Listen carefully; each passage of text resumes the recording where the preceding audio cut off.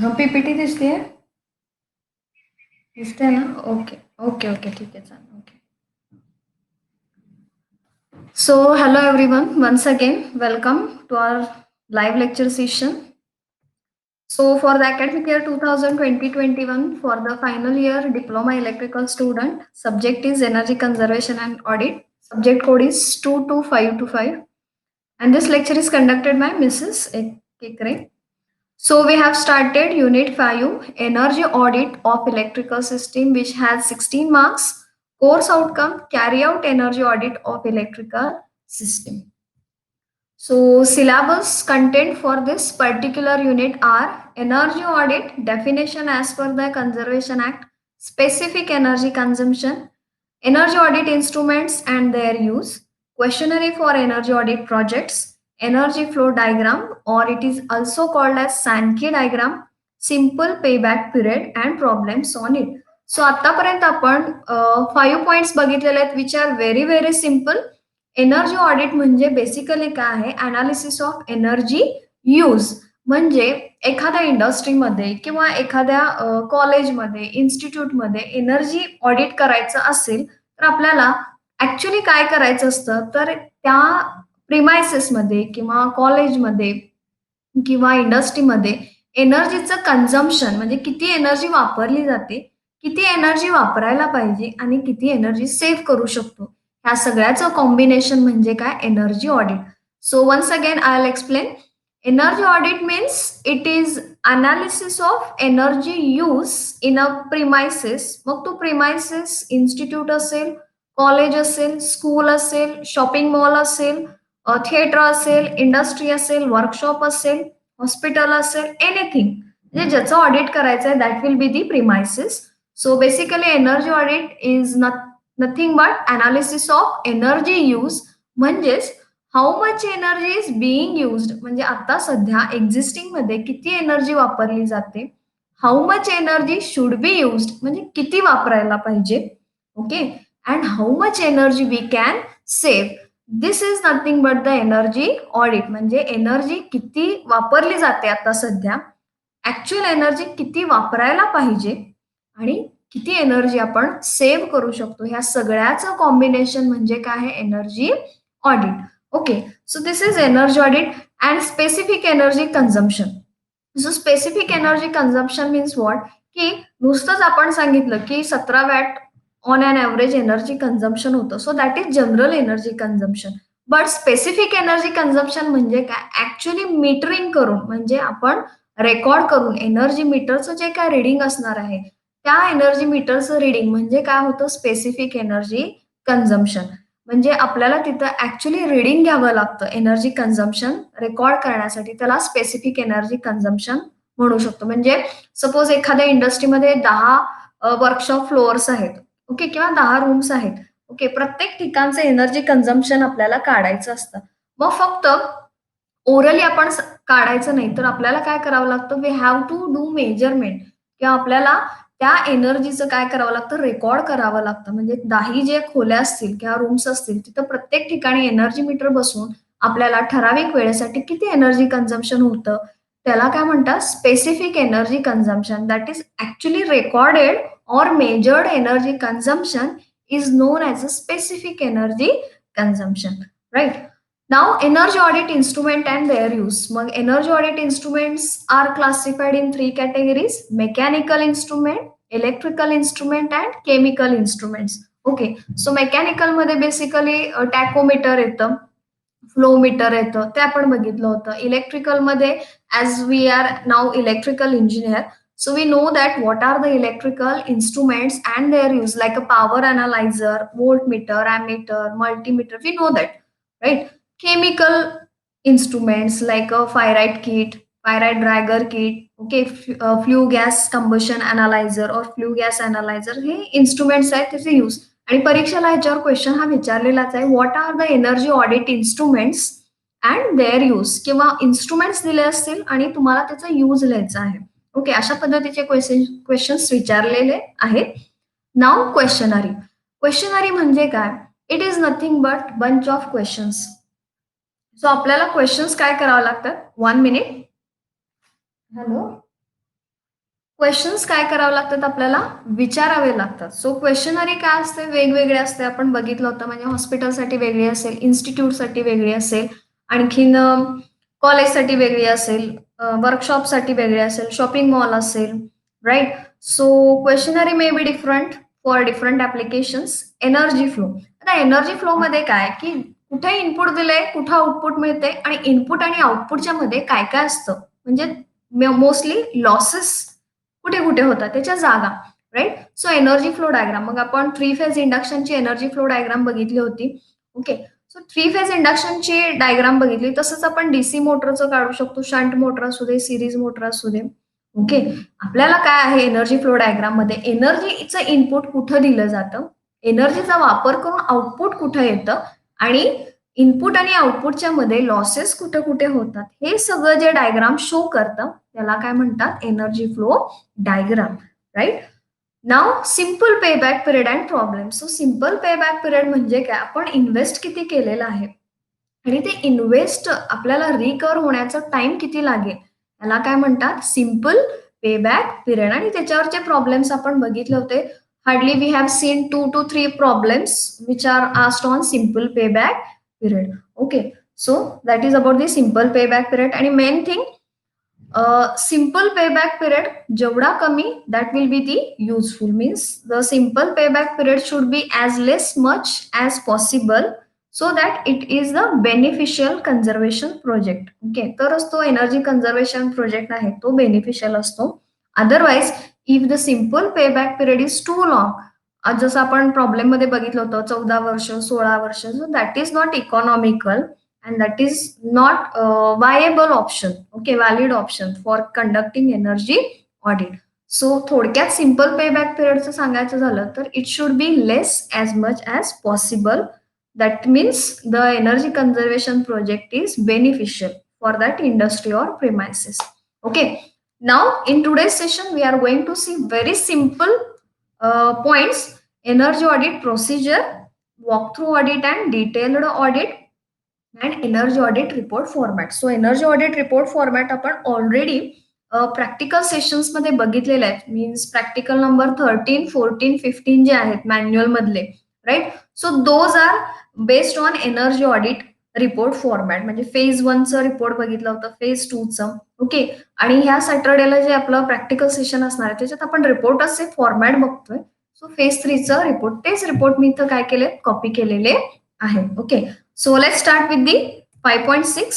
This is our lecture number 36. Content, energy audit procedure, walkthrough audit and detailed audit, energy audit report format. So energy audit. So basically classification of energy audit is done in three category. The first is walkthrough audit and time duration is short means walkthrough audit conduct करायला आपल्याला time जो लागतो walkthrough audit करण्यासाठी that is very short. Next is preliminary audit. Time duration is moderate means खूप short नाही खूप long नाही. It is in between walk through audit and आता जे मी टाईप केलं ते detailed audit. Okay, so detailed audit जे आहे त्याला टाइम ड्युरेशन काय लागतं जास्त लागतं. So energy audit is classified in 3 categories: walk through audit, preliminary audit and detailed audit. So इथं टाइम ड्युरेशन पण दिलेलं आहे. प्रिलिमिनरीला मॉडरेट म्हणजे जास्त शॉर्ट पण नाही जास्त लॉंग पण नाही. It is in between walk through and detail. Next detailed ऑडिटला फार टाइम ड्युरेशन जे असतं ते फार असतं मीन्स दॅट इज डिटेल नावातच आहे. Detailed audit means the time taken for a last classification that is detailed audit is long. Okay, so let start with the walk through audit and preliminary audit. खूप simple आहेत हे points. So first we'll see walkthrough audit. Okay, so walkthrough audit काय आहे? It is a simple, less time is required.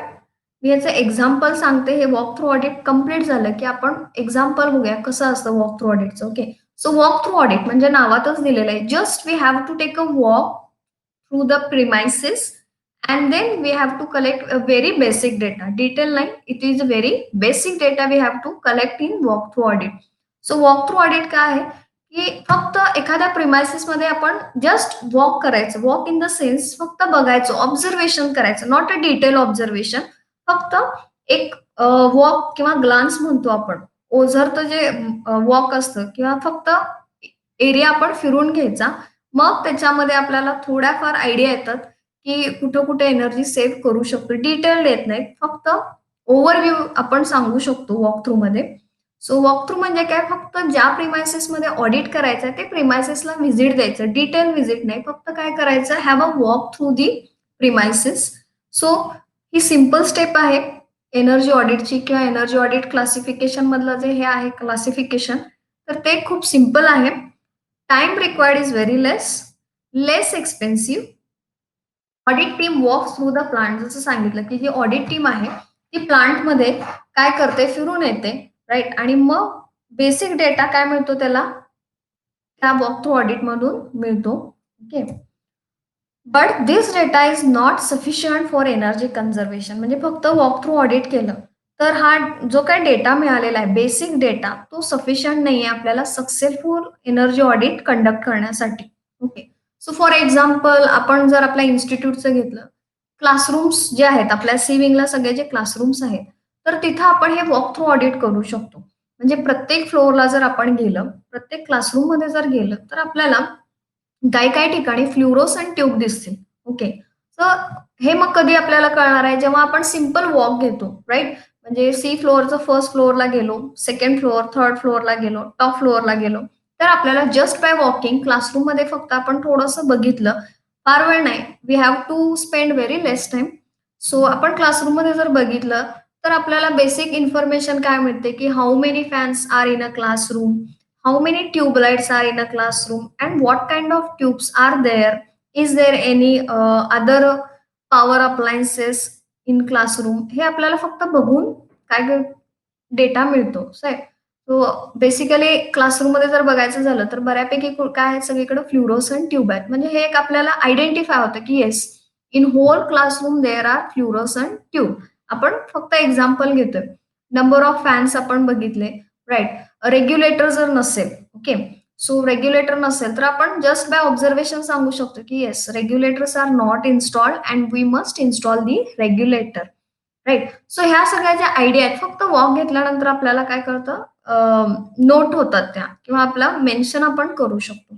त्यामुळे ही जी process आहे walk through ऑडिटची, ती simple आहे. फक्त आपल्याला एक वॉक करायचा आहे त्या प्लांटमधून, इंडस्ट्रीमधून. टाईम जो आहे तो फार कमी असतो. लेस एक्सपेन्सिव्ह आहे. म्हणजे ह्याच्यामध्ये आपण डिटेल असं काहीच करत नाही. We are not taking observations. Okay, working hours किती आहेत ट्यूबचे, फॅनचे, राइट? परत तिथं जी आर-ओ सिस्टम आहे, त्याचं वर्किंग अवर्स किती आहे, काय हे आपण काही नोट डाउन करत नाही. आपण फक्त बघतो. बघितल्यावर आपल्याला कळतं, की येस, फ्लुरोसंट ट्यूब आपण रिप्लेस करू शकतो एल-ई-डीनी. रेग्युलेटर नाहीये तर आपण इलेक्ट्रॉनिक रेग्युलेटर बसवू शकतो. सो हे कधी कळतं? जस्ट आपण एक वॉक घेतल्यानंतर आपल्याला बेसिक डेटा हा कळतो, राइट? सो पण हा जो डेटा आहे, हा आपल्याला सक्सेसफुल एनर्जी ऑडिट कंडक्ट करण्यासाठी उपयोगाचा नाही. मीन्स हा डेटा वापरून आपण एक we cannot tell that we can do successful energy audit. So आपल्याला त्याच्यासाठी प्रिलिमिनरी ऑडिट आणि डिटेल ऑडिट कंडक्ट करावा लागतो. So preliminary audit, it identifies energy consumption in a plant or a industry. म्हणजे प्रिलिमिनरी ऑडिटमध्ये काय केलं जातं, की एनर्जी कन्झम्पशन काय केलं जातं, नोट डाउन केलं जातं. Okay. Identifies area where wastage of energy occurs. म्हणजे इथं ॲक्चुअली काय केलं जातं, जेव्हा वर्किंग असतं इंडस्ट्रीचं किंवा एखाद्या प्लांटचं किंवा कॉलेजचं आपण एक्झाम्पल घेऊया. तर जेव्हा वर्किंग असतं, तेव्हा वर्किंग कंडिशनमध्ये काय केलं जातं, की कुठे-कुठे एनर्जी वेस्ट होते, हे काय केलं जातं एनर्जी ऑडिट टीमकडनं फाइंड आउट केलं जातं, की कुठे-कुठे एरिया आहेत, जिथं एनर्जी वेस्ट जाते. फॉर एक्झाम्पल आपण कॉलेजचंच एक्झाम्पल घेऊया. आपला लंच ब्रेक असतो 11:30 टू 12:10, म्हणजे 12:10 पर्यंत आपला काय असतो, लंच ब्रेक असतो. सो लंच ब्रेकमध्ये माईट बी, म्हणजे असं होतंच असं नाही, की क्लासरूम बंद आहेत आणि लंच एरियामध्ये मुलं गेलेत. तर त्या केसमध्ये ट्यूब सुरू असतील, फॅन सुरू असतील, हे आयडेंटिफाय होऊ शकतं एनर्जी ऑडिट टीमकडून. सो तिथं मेन्शन करू शकतात, की during energy during lunch break fan tubes are on and त्याचा जो यूज करणारे जे युजर्स आहेत तिथं जर अवेलेबल नसतील, so that will be the wastage of energy. So हे प्रिलिमिनरी ऑडिटमध्ये काय होतं, फाइंड आउट केलं जातं. Next gives idea where energy can be saved. म्हणजे आताच जसं मी एक्झाम्पल सांगितलं की येस, आता स्टुडंट्स कडून बाय मिस्टेक ते राहिलं जातं, ओके, ऑफ करायचं. तर त्या केसमध्ये आपण काय करू शकतो, we can install occupancy sensors. Occupancy sensors काय करतात, प्रेझेन्स ऑफ ह्युमन डिटेक्ट करतं त्या क्लासरूममध्ये, आणि मग कोणी नसेल तर ऑटोमॅटिक काय घेतलं जातं, ट्यूब्स ऑफ केले जातात. फॅन सुद्धा आपण त्या पद्धतीनं काय करू शकतो, बंद करू शकतो. राइट. सो अशा पद्धतीचं आपण काय करू शकतो, एनर्जी मेजर्स, सेव्हिंग मेजर्स आपण इम्प्लिमेंट करू शकतो. राइट. म्हणजे हे सगळं कशामध्ये होतं, प्रिलिमिनरी ऑडिटमध्ये होतं. Next, in this type existing और करंट डेटा इज कलेक्टेड. जसं मी सांगितलं की वर्किंग कंडिशनमध्ये बेसिक डेटा काय केला जातो, प्रिलिमिनरी ऑडिटमध्ये कलेक्ट केला जातो. राइट. म्हणजे मेजरमेंट वगैरे जे आहे ते प्रिलिमिनरी ऑडिटमध्ये होत नाही. फक्त जो एक्झिस्टिंग डेटा आहे, म्हणजे फॉर एक्झाम्पल आपलं कॉलेज सुरू आहे 9:30 टू 4:30. सो प्रत्येक एरियामध्ये जाऊन, मग whether it is classroom, whether it is laboratory, labs, hostel, canteen, office, HOD cabins, आणखीन आपण स्टाफ केबिन, ह्या सगळीकडे ऑडिट टीम काय करते, वॉक करते आणि बेसिक डेटा काय होतं, कलेक्ट केला जातो. आणि जो ॲक्युरेट म्हणजे आता एक्झिस्टिंग डेटा आहे, तो सगळा काय केला जातो, कॅल्क्युलेट केला जातो. पण वॉक थ्रूमध्ये कसं आहे, ते ऑन असेल, ऑफ असेल, सुरू असेल असं नाही. फक्त प्लांटमध्ये काय केलं जातं, एक बेसिक जे आपण म्हणतो वॉक, राइट? तर ते केलं जातं. मग तिथं कॉलेज सुरू असेल किंवा नसेल, इंडस्ट्री सुरू असेल किंवा नसेल, वर्किंग सुरू असेल किंवा नसेल, इट डझंट मॅटर, राइट? फक्त काय केलं जातं, एक वॉक केला जातो आणि मग बेसिक डेटा कलेक्ट केला जातो. पण प्रिलिमिनरीमध्ये काय आहे, जो एक्झिस्टिंग आहे, जे रनिंग आहे, त्याचा सगळा डेटा काय केला जातो, प्रिलिमिनरीमध्ये कलेक्ट केला जातो. Okay. So this is about walk through audit आणि प्रिलिमिनरी ऑडिट. सो प्रिलिमिनरीला काय केलं जातं, थोडासा टाइम जास्त लागतो वॉक थ्रू पेक्षा आणि थोडीशी एक्सपेन्सिव्ह आहे वॉक थ्रू पेक्षा, पण डिटेलपेक्षा कमी. Okay. So these are the two: energy audit, classification, walkthrough audit, and preliminary audit. Now, detailed audit. Okay, this is very important. आणि बेसिकली एनर्जी ऑडिट जर करायचं असेल एखाद्या इंडस्ट्रीचं किंवा प्रिमायसेस कुठलाही असू दे, तर detail audit is a must. म्हणजे डिटेल ऑडिट केल्यावरच सक्सेसफुल एनर्जी ऑडिट होतं किंवा सक्सेसफुल एनर्जी सेव्हिंग होतं. So in this step detailed information of different section is collected. Detailed information म्हणजे काय, एखादी इंडस्ट्री असेल तर प्रत्येक डिपार्टमेंटचं काय केला जातो, डेटा कलेक्ट केला जातो. प्लस काय म्हणू शकतो आपण, कॉरिडोरचे लाइटिंग्स असतील, यार्ड मधले लाइटिंग असतील किंवा पार्किंग जो एरिया असेल इंडस्ट्रीमध्ये तिथलं लाइटिंग सिस्टीम असेल, ओके, रूम मधले कूलिंग सिस्टीम असतील, कंप्रेसर असतील, ह्या सगळ्याचा डेटा काय केला जातो, इथं कलेक्ट केला जातो. Questionnaire is formed and data is collected. आता क्वेश्चनरी आपण बघितलेलं आहे. सो क्वेश्चनरी काय केलं जातं, इथं फॉर्म केलं जातं आणि डेटा कलेक्ट केला जातो. Right. So the energy audit team forms questionnaire. So the questionnaire is formed according to the production, product, equipment, type of load, working hours, raw material, different processes. Means energy audit team forms a questionnaire for production department, for the product, equipment means the equipment which carries which uses energy, electrical energy म्हणजे Motors असतील तर मोटरसाठीचा data काय केला जातो, collect केला जातो. For example rating of motor, working hours of motor, duty cycle of motor, loading of motor. So all such a kind of questions are prepared and asked to the personnel or the operator who is operating that particular department or the particular machines, right? So such a kind of questionnaire is formed and the data, accurate and exact data is collected through the questionnaire. Now the second is also measuring of different parameters is done. म्हणजे इथं काय केलं जातं, measuring is also conducted. Okay, for example, yes, we have collected data through the questionnaire, but still, if it is needed, that energy audit team, if it thinks that this data is not sufficient, then measuring of different parameter is also done.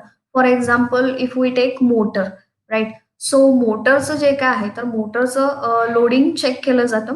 Current rating घेतलं जातं, right? Existing म्हणजे ओव्हरलोडिंगला current किती असतो, under लोडिंगला current, फुल लोडला current किती असतो, that is taken and noted down. And also the mechanical vibrations, vibration level, temperature level of that motor, all parameters are actually recorded, measured and recorded. Okay, so measuring is also very important to get accurate data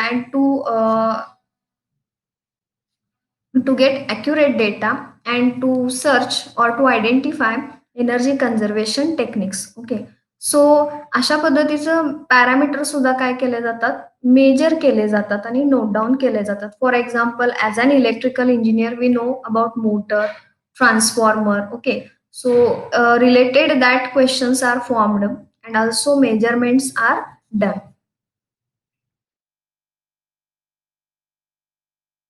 Now next is cost benefit analysis is done. So what is cost benefit analysis? So it is nothing but energy consumption and energy cost before installation of energy efficient devices and after installation of energy efficient devices is done. So the cost benefit analysis is nothing but is there any energy saving before and after the energy efficient devices installation. So थोडक्यात काय ह्याच्यामध्ये, की for example for example आपण बघितलं की C-F-L आहे. Okay. सगळ्यात सोपं आणि सिंपल एक्झाम्पल देते. सपोज एखाद्या रूममध्ये 2 सी-एफ-एल लॅम्प्स आहेत. ओके. आणि सी-एफ-एल लॅम्प इन्स्टॉल केलेले असताना 1 महिन्याचं बिल काय केलं आपण घेतलं, राइट? सो काय म्हणू शकतो आपण, बिल ते मागवून घेतलं त्या इंडस्ट्रीकडून 1 महिन्याचं. सी-एफ-एल बल्ब असताना एखाद्या रूममध्ये 2 सी-एफ-एल बल्ब आहेत. ते जर आपण एल-ई-डीनं रिप्लेस केले, ओके, तर किती एनर्जी सेव्ह होऊ शकते हे कॅल्क्युलेट केलं जातं. ॲक्चुअली तिथं इन्स्टॉल करून बघितलं जात नाही एल-ई-डी. हे नंतर होतं सगळं. पण येस, कॉस्ट बेनिफिट एनालिसिसमध्ये सी-एफ-एल सुरू असताना 1 महिन्यासाठी किती बिल येतं आणि एल-ई-डी जर बसवलं आपण, बसवलेलं नाहीये ॲक्चुअली, पण जर बसवलं तर त्याचं एनर्जी सेव्हिंग किती होतं एका महिन्यासाठी हे बघितलं जातं. सो अशा पद्धतीचे रिझल्ट्स काढले जातात. म्हणजे before installation of LED and after installation of LED काय तिथं डिफरन्स येऊ शकतो, ते काय केलं जातं, रिपोर्टमध्ये नोट डाउन केलं जातं. सो ह्याला काय म्हणायचं, कॉस्ट बेनिफिट एनालिसिस. त्या पद्धतीचं मोटरचं पण आपण घेऊ शकतो. मीन्स एक्झिस्टिंग कन्व्हेन्शनल मोटरचं कन्झम्पशन किती आहे, पॉवर कन्झम्पशन, आणि suppose if we install energy efficient motor, then the power consumption of new motor. ह्या दोघांचं काय केलं जातं, एनालिसिस केलं जातं. अँड इफ त्याच्यामध्ये जर कन्झम्पशन कमी असेल, सेव्हिंग जास्त असतील, तरच काय केलं जातं, एनर्जी इफिशियंट डिव्हाइस इन्स्टॉल केले जातात. मग हे सगळं कशामध्ये करतात, तर डिटेल्ड ऑडिटमध्ये करतात. ह्याच्या आधी आपण बघितलं नव्हतं, की वॉक थ्रू ऑडिटमध्ये फक्त बेसिक डेटा कलेक्ट केला जातो. प्रिलिमिनरीमध्ये सुद्धा डेटा कलेक्ट केला जातो, एक्झिस्टिंग डेटा आहे तो. पण डिटेल्डमध्ये काय, नुसतंच डेटा कलेक्ट केला जात नाही, तर मेजरिंग ऑफ डिफरंट पॅरामीटर्स होतं. कॉस्ट बेनिफिट अनालिसिस होतं आणि त्याचा रिपोर्ट तयार केला जातो. Next, through detailed energy audit, energy efficiency cost, its operating cost and savings are calculated. म्हणजे वरच्या पॉइंटमध्ये सांगितल्याप्रमाणे सपोज एनर्जी इफिशियन्सी कॉस्ट म्हणजे एल-ई-डी आपण म्हणू. ओके, 2 सी-एफ-एल आहे, तिथे 1 एल-ई-डी सफिशियंट असेल कमी रेटिंगचा. तर त्या एल-ई-डीची कॉस्ट किती आहे, पर्चेस कॉस्ट एल-ई-डीची येणार. ऑपरेटिंग कॉस्ट म्हणजे त्याचं ऑपरेटिंग कॉस्ट म्हणजे काय? त्याचं मंथली कन्झम्पशन किती होतं ते आणि सेव्हिंग किती होतंय ते, राइट? सो ह्या सगळ्याचा रिपोर्ट तयार केला जातो. डिटेल्ड रिपोर्ट तयार केला जातो आणि मग तो हायर ऑथॉरिटीकडे सबमिट केला जातो. आणि जर त्या रिपोर्टमध्ये पॉझिटिव्ह रिझल्ट्स असतील, म्हणजे एनर्जी सेव्हिंग जास्त होत असेल, एनर्जी इफिशियंट डिव्हाइसेस बसवल्यानंतर, तर काय केलं जातं, तो जो रिपोर्ट आहे किंवा तो जो एनर्जी ऑडिट प्रपोजल आहे त्या इंडस्ट्रीचं, ते सँक्शन केलं जातं. जर reports up to the mark नसतील, म्हणजे जेवढे डिझायरेबल आहेत त्या इंडस्ट्रीच्या ओनरसाठी किंवा त्या एनर्जी ऑडिट टीमसाठी नसतील, तर हे एनर्जी ऑडिट कंडक्ट केलं जात नाही. Okay. So this procedure is long. म्हणजे ही जी डिटेल्ड ऑडिट प्रोसिजर आहे, ती काय आहे? जास्त आहे. कारण आपल्याला बेसिक ऑब्झर्वेशन सुद्धा करावं लागतं फील्डचं. Second thing we have to collect data by asking number of questions to the operator और to the person who is working in that premises. Second thing we have to take measurements also. म्हणजे आपल्याला measurement सुद्धा करावं लागतं वेगवेगळ्या पॅरामीटर्सचं. Okay. So all this process takes too much time. So this process is time consuming or it is a long process. It is complicated, yes. सगळ्याचं measurement घ्यायचं, सगळं एका शीटमध्ये बसवायचं. Okay. So that is very complicated and cost is more. Obviously ह्या पूर्ण detail ऑडिटमध्ये आपण cost benefit analysis करतो. सो कॉस्ट बेनिफिट अनालिसिसमध्ये आपण काय करतो, की सध्याचं काय सुरू आहे सिस्टीम आणि नवीन आपण इम्प्लिमेंट केलं तर त्याची कॉस्ट ह्याचं अनालिसिस केलं जातं. आणि जे नवीन आपण घेणार आहोत म्हणजे सपोज एलईडी असेल, एलईडी लॅम्प आपल्याला घ्यायचे असतील, रेग्युलेटर्स घ्यायचे असतील इलेक्ट्रॉनिकचे, सेन्सर्स बसवायचे असतील, ऑक्युपन्सी सेन्सर्स असतील किंवा एनर्जी इफिशियंट मोटर इन्स्टॉल करायचे असेल, एनर्जी इफिशियंट ट्रान्सफॉर्मर जर इन्स्टॉल करायचं असेल, तर या सगळ्याला काय येणार आहे? कॉस्ट जास्त येणार आहे. Okay. So such a type of audit is costly than the preliminary audit and walk through audit. Okay.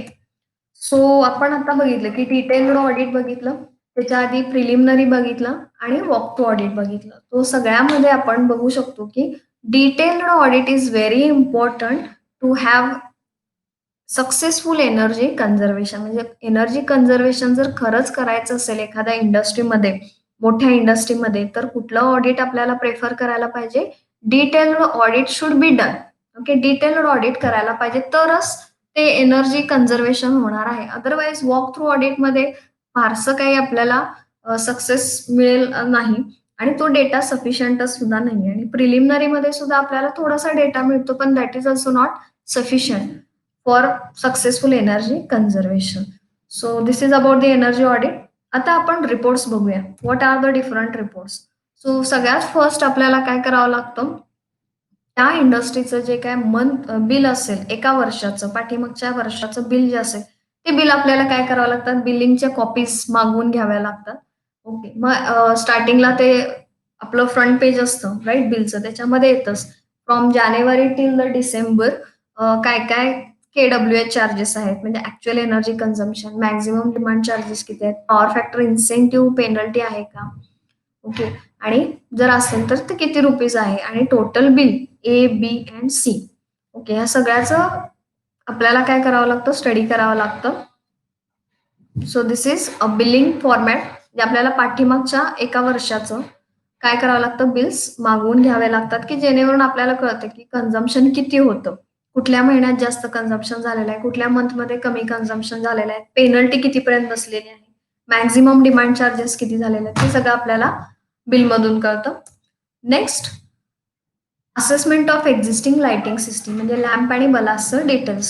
So त्याच्यामध्ये हा टेबल हे टेबल्स आपण ऑलरेडी बघितले आहेत प्रॅक्टिकलमध्ये. सो परत तेच टेबल इथे घेतलेले आहेत. प्लांट लोकेशन म्हणजे इंडस्ट्रीमध्ये कुठल्या प्लांटमध्ये त्याचं लोकेशन काय म्हणजे फॉर एक्झाम्पल मोठी इंडस्ट्री असेल तर तिथं क्वालिटी डिपार्टमेंट असेल, मॅन्युफॅक्चरिंग प्रोसेस असेल, असेंब्ली डिपार्टमेंट असेल, तर तिथलं location. Lighting devices and blast म्हणजे एलईडी लॅम्प आहे का सीएफएल लॅम्प आहे ते आपल्याला नोट डाऊन करायचं आहे इथं.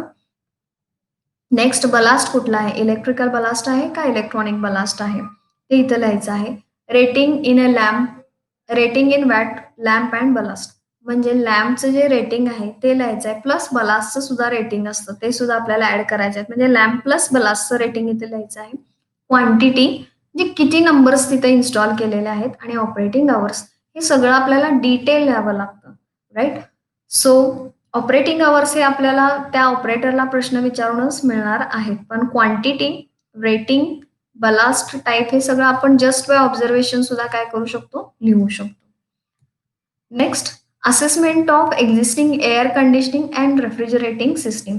सो ॲक्च्युअली हा मेकॅनिकलचा पार्ट आहे, बट स्टील ऑडिट करताना आपल्याला मेकॅनिकल, केमिकल, इलेक्ट्रिकल या सगळ्याचं कॉम्बिनेशन करून ऑडिट कंडक्ट करायचं असतं. तर त्याच्यामध्ये कपॅसिटी लिहिलेलं आहे. एसीची कपॅसिटी टनमध्ये असते. स्टार रेटिंग दिलेलं असतं ते आणि टाइप ऑफ युनिट म्हणजे स्प्लिट फेज आहे का कसं? ओके, स्प्लिट आहे का काय एसी?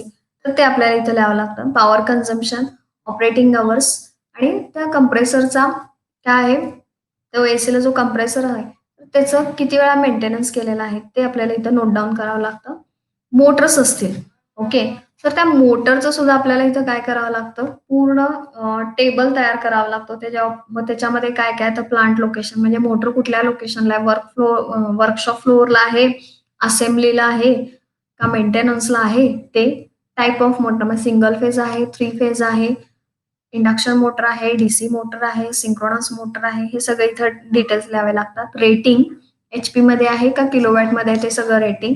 लोड, एव्हरेज लोड किती दिला जातो इथं लिहिलं जातं. ऑपरेटिंग अवर्स आणि मेंटेनन्सचा इश्यू किंवा किती वेळा मेंटेनन्स केलं जातं. सो हा टेबल सगळ्या मोटरसाठी काय केला जातो एखाद्या इंडस्ट्रीमध्ये प्रिपेअर केला जातो. लाइटिंग ट्रान्सफॉर्मर जर असेल तर म्हणजे एखाद्या इंडस्ट्रीमध्ये सेपरेट म्हणजे लाइटिंगचा जो काही लोड आहे, मग सगळ्या डिपार्टमेंटच्या लाइटिंगचा लोडला एकच ट्रान्सफॉर्मर जर प्रोव्हाईड केला असेल, तर त्या ट्रान्सफॉर्मरचे डिटेल्स लिहावे लागतात. सो प्लांट लोकेशन, लाइटिंग ट्रान्सफॉर्मरचं रेटिंग. हा जो ट्रान्सफॉर्मर आहे, तो एक्सक्लुझिव्हली फक्त आणि फक्त लाइटिंग लोड जो आहे, म्हणजे जिथं-जिथं लॅम्पचं कनेक्शन गेलेलं आहे, ते लॅम्पचं कनेक्शन या ट्रान्सफॉर्मरपासून गेलेलं आहे. तर तो ट्रान्सफॉर्मर सगळ्या लॅम्पला काय करतो सप्लाय प्रोव्हाईड करतो. म्हणून त्याला लाइटिंग ट्रान्सफॉर्मर म्हणतात. त्याच्यावर दुसरा कुठलाही लोड नाही. ठीक आहे. सो असा ट्रान्सफॉर्मर जर असेल, तर त्याचे डिटेल्स म्हणजे त्याचं केव्हीए रेटिंग असेल, क्वांटिटी किती आहेत आणि त्याचं मग किती व्होल्टेज आहे, किती करंट आहे, किती केव्ही आहे, किती एनर्जी कन्झम्पशन होतं, हे सगळं आपल्याला डिटेल्स लिहायचे. इल्युमिनेशन मेजरमेंट म्हणजे मगाशी आपण काय बघितलं फक्त लॅम्प, कुठल्या प्रकारचा लॅम्प आहे, बलास्ट कुठल्या प्रकारचा आहे, रेटिंग, वर्किंग अवर्स हे बघितलं. पण आता इथं काय आहे डिटेलमध्ये मेजरमेंट सुद्धा आपल्याला घ्यायचं आहे. मग इथं प्लांट लोकेशन म्हणजे कुठल्या एरियामध्ये आपण मेजरमेंट घेणार आहे ते. Day time lux average level म्हणजे ड्युरिंग अ डे आपल्याला त्याचं मेजरमेंट घ्यायचं आहे by using lux meter. Night टाईमला त्याचं सुद्धा आपल्याला लॅम्पचं काय घ्यायचं आहे, लक्स लेवल घ्यायचं आहे आणि recommendation illumination level as per the Indian standard म्हणजे ॲक्चुअली किती वापरायला पाहिजे, ते सुद्धा इथं नोट डाउन करायचं आणि रिमार्क. रिमार्कमध्ये काय होतंय, फॉर एक्झाम्पल आपण कॉरिडॉरचं घेऊया. कॉरिडॉरमध्ये काय केलेलं आहे, जास्त लक्स लेवल म्हणजे जास्त ब्राईटनेसचा लॅम्प बसवलेला आहे. पण ॲज पर द आय-एस कमी रेटिंगचं म्हणजे कमी लक्स लेवल असेल तरी चालू शकतं. हे जर आलं तिथं म्हणजे कळालं आपल्याला नोट डाउन करताना, तर रिमार्क काय येणार, तो जो एरिया आहे ते ओव्हरलिट. ओव्हरलिट म्हणजे काय? ओव्हरलाईट एरिया आहे. म्हणजे कॉरिडॉरमध्ये साधं दिसण्यापुरतं जरी ब्राईटनेस असेल तरी चालू शकतं. पण तिथं सपोज त्या इंडस्ट्रीमध्ये जास्त लक्स लेव्हलचा किंवा जास्त ब्राईटनेसचा बल्ब लावला असेल, तर तो तिथं आपण काढून काय करू शकतो, कमी लक्स लेव्हलचा बल्ब वापरू शकतो. सो हे सुद्धा काय करतं आपल्याला जेव्हा मेजरमेंट घेतो आपल्याला तेव्हा हे कळतं. सो रिमार्कमध्ये अंडरलाईट एरिया कुठला आहे, आणि ओव्हरलाईट एरिया कुठला आहे तो आपल्याला कळतो. ओके. सो हे इल्युमिनेशन मेजरमेंट झालं. Next energy consumption of existing installation म्हणजे आता ही लास्ट स्टेज झाली. मी थोडेसेच फॉर्मॅट घेतले त्याच्यामध्ये आपण भरपूर फॉर्मॅट्स पाहिजे तसे काय करू शकतो, मॉडिफाय करू शकतो. जे दिलेत असेच घ्यायचे असं नाही. We can adopt new format also for conducting energy audit. Okay. So हे मेन आहे energy consumption of existing installation म्हणजे इक्विपमेंट, मोटर असेल, ट्रान्सफॉर्मर असेल, लॅम्प असेल ते. रेटिंग, क्वांटिटी किती आहे, टोटल पॉवर किती कन्झ्युम करतात, ऑपरेटिंग अवर्स किती आहेत आणि एनर्जी कन्झम्पशन किती आहे म्हणजे केडब्ल्यूएच. म्हणजे ऑपरेटिंग अवर्स इंटू पॉवर केलं तर आपल्याला एनर्जी मिळते आणि एनर्जी कन्झ्युम्ड पर मंथ दिवसासाठी किती कन्झम्पशन करतं आणि महिन्यासाठी किती कन्झम्पशन करतं हे सगळं आपल्याला नोट डाउन करावं लागतं. मग किती इक्विपमेंट असू दे, मोटर असेल, ट्रान्सफॉर्मर असेल, लॅम्प असेल, एसी असेल, फॅन असतील, ह्या सगळ्याचं डिटेल आपल्याला इथं फिलअप करावं लागतं. सो आपल्याला काय मिळतं, total energy consumption for a month in केडब्ल्यूएच म्हणजे एका महिन्याचं सगळ्या प्लांट मधलं इक्विपमेंटचं कन्झम्पशन इथं मिळतं. Okay. Now table B energy consumption with energy conservation techniques म्हणजे आता इथं आपल्याला रिप्लेस केल्यानंतर म्हणजे हे कॉस्ट बेनिफिट अनालिसिस सारखं आहे. फक्त इथं कॉस्ट मी लिहिलेली नाहीये. फक्त एनर्जी कन्झम्पशन लिहिलेलं आहे. सो हे बिफोर आणि हा टेबल आफ्टर. हे 2 टेबल प्रिपेअरच करावे लागतात आपल्याला. सो इथं तेच name of the energy efficient equipment, इथं काय name of the existing device or equipment. So इथं काय ॲड झालं एनर्जी इफिशियंट म्हणजे एल आपण बसवायचं आहे. साधं सी-एफ-एल आहे किंवा फ्लुरोसंट ट्यूब आहे, तिथं एल बसवायचं आहे, तर ते एल डिव्हाइस. साधी मोटर आहे, तर ती रिप्लेस करायची एनर्जी इफिशियंटनी, तर तिथं हे येणार. ओके, मग त्याचं rating, quantity, total power, operating hours, energy consumption आणि एनर्जी कन्झ्युम्ड पर मंथ हे सगळ्याचं काय केलं जातं तिथं नोट डाऊन. पण हा जो सेकंड टेबल आहे बी, राइट, हा ऍक्च्युली इम्प्लिमेंट केला जात नाही. म्हणजे कधी इम्प्लिमेंट होतं जेव्हा हे सगळं आपण रिपोर्ट तयार करून हायर ऑथॉरिटीला सबमिट करतो आणि जर त्यांना वाटलं पॉझिटिव्ह आहे तरच आपण हा जो बी टेबल आहे तो ऍक्च्युअल काय करू शकतो इम्प्लिमेंट करू शकतो. पण हा जो टेबल आहे फक्त काय केलेला आहे ॲज अन कॅल्क्युलेशन करून काढलेलं आहे. म्हणजे हे जे आहे जर आपण एल बसवला तर एवढं एनर्जी सेव्ह होऊ शकतं असं आपण लिहू शकतो. पण हे आपण इम्प्लिमेंट कधी करणार आहे जेव्हा सँक्शन होईल आपला total energy audit report. Okay, तरच आपण हा जो बी पार्ट आहे तो आपल्याला खरंच हा एक्झिस्टिंग होतोय की नाही, इम्प्लिमेंट होऊ शकतो की नाही हे आपल्याला कळतं. राईट. सो ह्या दोन्हीमध्ये ऑब्व्हियसली काय पाहिजे डिफरन्स पाहिजे. म्हणजे total energy consumption for a month before installation हे जास्त असतंच. बट हा जो बी टेबल जर आपण इम्प्लिमेंट केला तर इफ वी इम्प्लिमेंट म्हणजे आता इम्प्लिमेंट केलेला नाहीये, बट आपण जर हे इम्प्लिमेंट केलं तर किती एनर्जी कन्झम्पशन सेव्ह होतं किंवा किती एनर्जी सेव्ह होते इथं जर दिसत असेल या दोघांमध्ये डिफरन्स, तरच काय केलं जातं एनर्जी ऑडिट कंडक्ट केलं जातं. पुढचं इम्प्लिमेंटेशन ऑफ एनर्जी सेव्हिंग केलं जातं. सो हे 2 टेबल फार महत्वाचे आहेत. आणि लास्ट हा जो टेबल आहे तोही महत्वाचा आहे. Summary of energy saving recommendations म्हणजे जर आपण इम्प्लिमेंट केलं तर आपले पैसे जे आहेत एनर्जी कन्झर्वेशन प्रोजेक्टमध्ये टाकलेले ते किती दिवसांमध्ये रिकव्हर होणार आहेत, किती महिन्यांमध्ये रिकव्हर होणार आहेत, ते सांगणारा हा टेबल आहे. ओके, हा टेबल ते इंडिकेट करतं. प्लांट लोकेशन कुठं आहे, एनर्जी सेव्हिंग रिकमेंडेशन आपण काय केलं म्हणजे एल ट्यूब बसवलेला आहे किंवा एनर्जी इफिशियंट मोटर बसवलेले आहे, ट्रान्सफॉर्मर बसवला आहे, इलेक्ट्रॉनिक रेग्युलेटर बसवला आहे, हे सगळं येणार एनर्जी सेव्हिंग रिकमेंडेशनमध्ये. अॅन्युअल एनर्जी सेव्हिंग येणार म्हणजे जे आपण टेबल मगाशी घेतलं होतं त्याच्यातलंच इथं कॉपी होणार आहे. ते फक्त मंथसाठी होतं. त्याला इंटू 12 केलं की काय येणार आहे अॅन्युअल येणार आहे. Annual savings in rupees. आता हे रुपीजचं काढायचं असेल तर टॅरिफ किती आहे?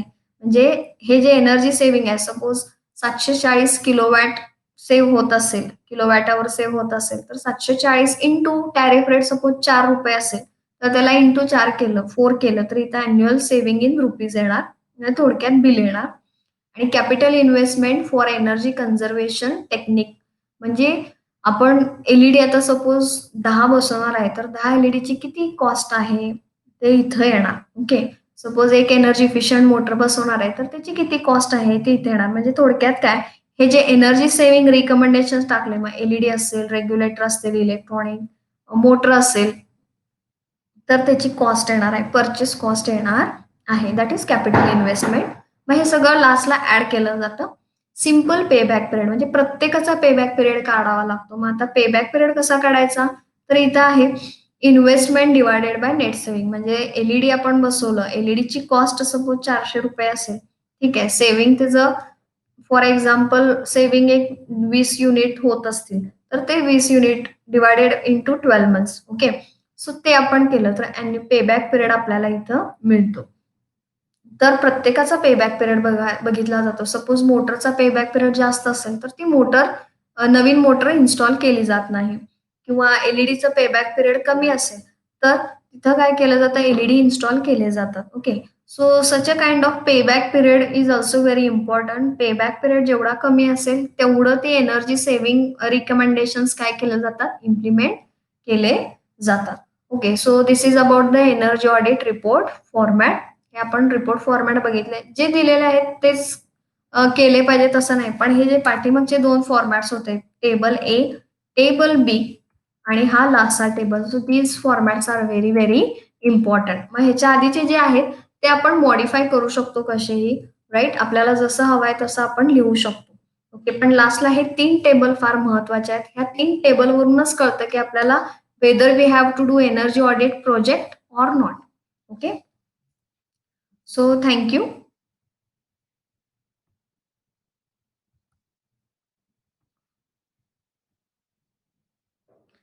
I hope you understood today session. तुम्हाला आजचं सेशन कळालं असेल.